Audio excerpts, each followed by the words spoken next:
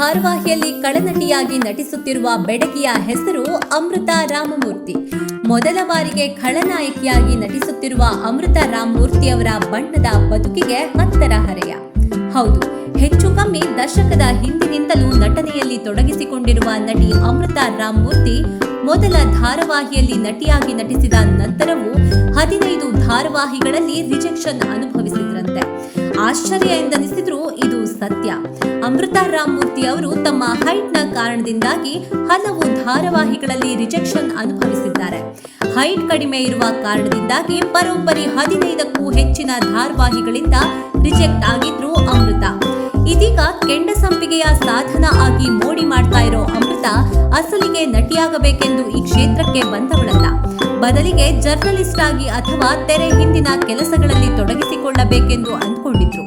ಆದ್ರೆ ದೇವರ ಅನುಗ್ರಹದಿಂದ ಈಕೆ ನಟಿಸುವಂತಾಯ್ತು. ಕಾಲೇಜಿನ ದಿನಗಳಲ್ಲಿ ಅಮೃತ ಅವರು ಕಾಲೇಜ್ ಕ್ವೀನ್ ಆಗಿದ್ರು. ಆ ಸಮಯದಲ್ಲಿ ಹಲವಾರು ಹುಡುಗರು ಆಕೆಗೆ ಪ್ರಪೋಸ್ ಮಾಡಿದ್ರು. ಆಗ ಎಲ್ಲಾ ಪ್ರಪೋಸ್ಗಳನ್ನ ರಿಜೆಕ್ಟ್ ಮಾಡಿದ್ರು. ಆದ್ರೆ ರಿಜೆಕ್ಷನ್ ನಿಂದ ಆಗುವ ಬೇಸರ ಈಗ ಆಕೆಗೆ ಅರ್ಥವಾಗಿದೆಯಂತೆ.